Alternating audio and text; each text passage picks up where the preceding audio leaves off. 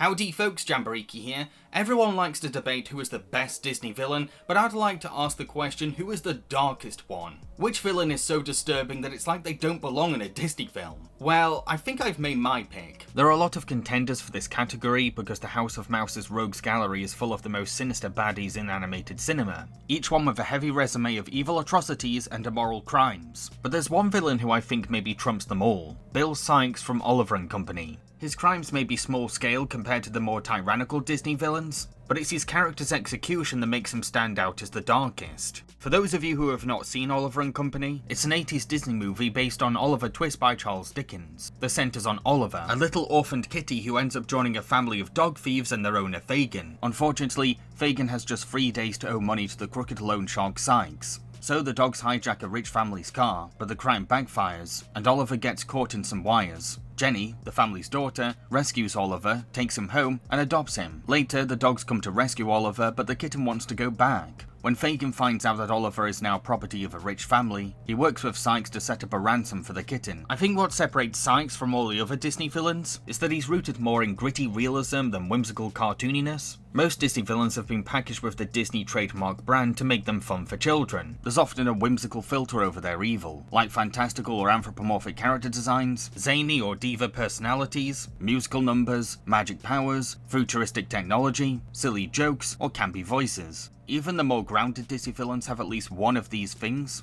Sykes though, it's like he never went through the Disney magic machine. Heck, it's as if he's from a completely different film, one not even meant for kids. While there is some exaggeration to his body anatomy to make him physically imposing, his overall character design is quite subtle for Disney villain standards. He looks like an average middle-aged man in a suit, but it's this plainness that's really creepy, because he's a normal looking bloke who's committing crimes behind closed doors in the shadows of New York. The kind of person who really exists in today's world. Joy has a sense of humour, but we're not meant to laugh at his jokes. His sarcastic quips are more to amuse himself than us. It's kind of spine-chilling how he adds humour to his threats or warnings, because it shows that he finds a comedic side to his own cruelty. What do you mean? You start with the knuckles.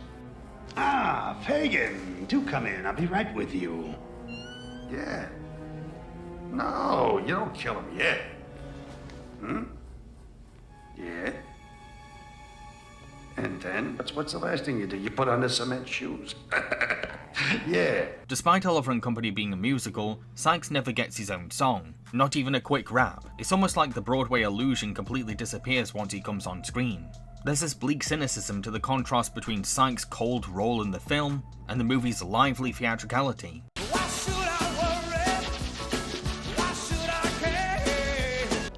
Now, I lent you money, and I don't see it. You pretty pups all over the city. I have your hearts and you have my pity.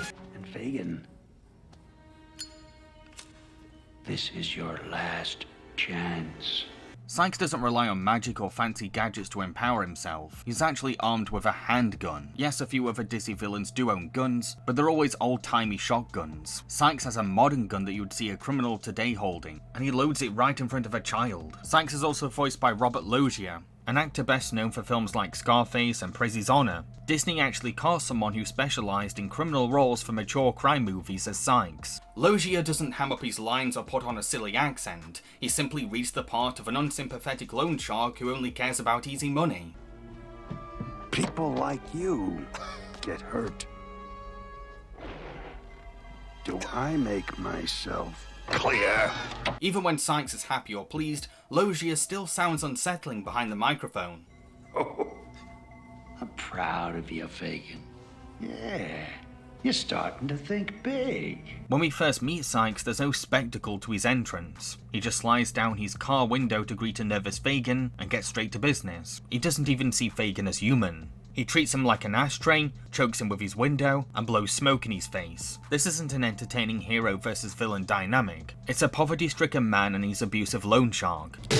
So, Fagin, did we bring something green and wrinkly to make you Sykes, happy? I've got an airtight the kitty plan.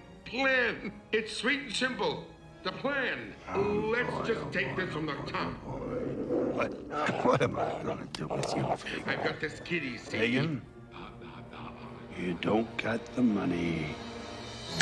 There's a heart-wrenching cruelty to their relationship that touches on how the wealthy corrupt will often exploit and use the poor and needy, going as far as to make them desperate enough to resort to crime themselves to get by. What kind of a person would steal a poor little kitty? But I mean, maybe he was up against the wall at the end of his rope. He must have been a poor, desperate man. It's still wrong. Sykes' minions, Roscoe and DeSoto, may be anthropomorphic, but they're remarkably intense for Disney henchmen. They're not sniveling cowards or loudmouth comic reliefs. They're smooth-talking Dobermen who know how intimidating they are to other animals. I ain't lost my sense of humor. See? I find that funny. While Fagin treats these dogs like his own kids, because they're the only family he's got, Sykes sees Roscoe and DeSoto as his right-hand men and showcases for his wealth. Not only do they wear diamond-encrusted collars, but they're also ornaments on the hood of Sykes' car. They really do help Sykes to be even more intimidating, because they're very vicious, going as far as barbarically attacking poor Dodger in front of a horrified Fagin.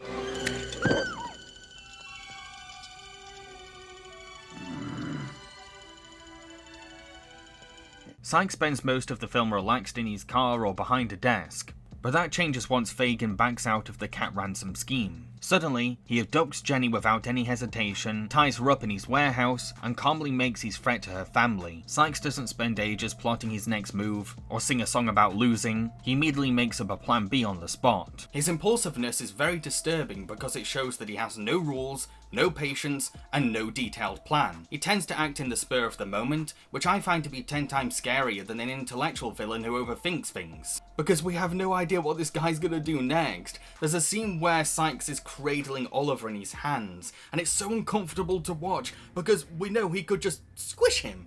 Ugh.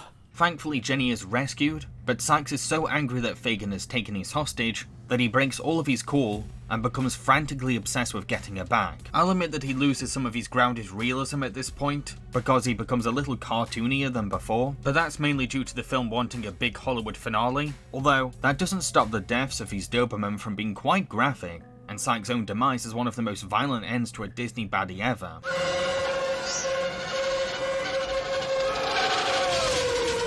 To conclude, I don't think it's a bad thing that Sykes is this intensely dark for a Disney villain, because it took a lot of gutsy risk to make him the antagonist of a talking animal movie, and I have to commend the filmmaker's courage to give kids a villain this mature. McLeach from Rescuers Down Under comes close to topping him, but he's kind of a goofy caricature at times. You get a line, I'll get a pole, matey. You get a line, I'll get a pole, friend. Ho! At the same time, it doesn't surprise me that Sykes is one of the lesser known Disney baddies, because it's hard for Disney to market such a real and raw character under their brand. And I don't blame Disney fans for favouring the more fantastical baddies who add to the escapist fun. So that's why I think that Sykes is the darkest Disney villain. Do you agree? Do you disagree? Is there a villain that you think is even darker? Cheerio, folks.